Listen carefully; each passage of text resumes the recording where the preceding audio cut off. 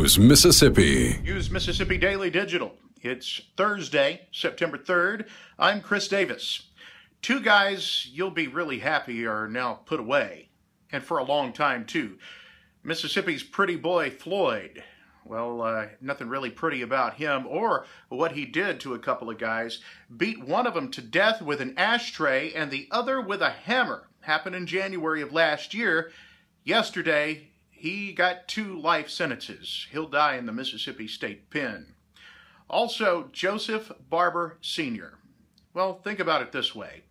If you had a 14-year-old girl and she ran away, you'd be really worried about where she was. And you'd really be right to be worried if she was at a homeless camp with Mr. Barber, who apparently took advantage of a 14-year-old girl last year in his tent for several months.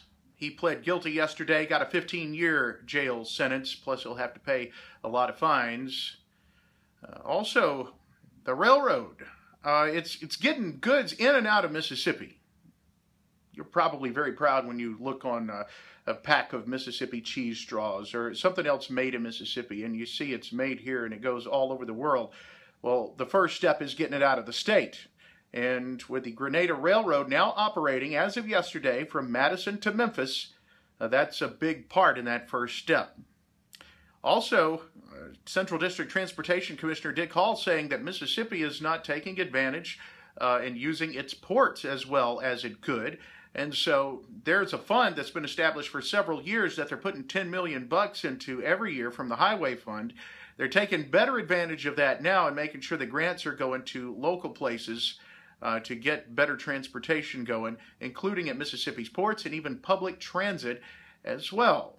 The deal with Iran, President Obama's got enough votes now, it looks like, to make it go through Congress, but Mississippi Senator Roger Wicker will not be one of those votes.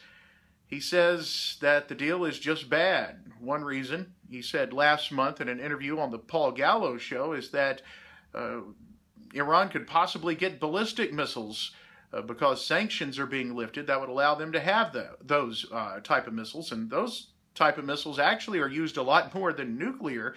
In fact, there hasn't been a nuclear bomb exploded in wartime since Nagasaki. So that could end up being a real mess if Iran were able to get those, says Wicker. News Mississippi Daily Digital for Thursday, September 3rd. I'm Chris Davis.